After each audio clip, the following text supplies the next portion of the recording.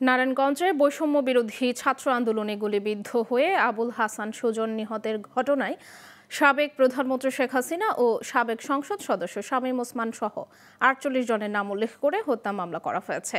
এতে অজ্ঞাতনামা আরও ১৫০ জনকে আসামি করা হয়েছে। শনিবার রাতে নারায়ণগঞ্জ মডেল থানায় নিহতের বড় ভাই আবুল বাশার অনেক বাদী হয়ে হত্যা মামলাটি করেন।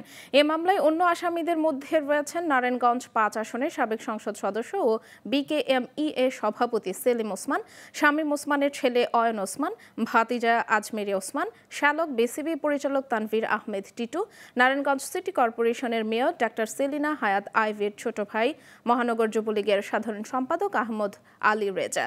নারায়ণগঞ্জ সদর মডেল থানার ওসি আব্দুস সাত্তার এসব তথ্য জানান।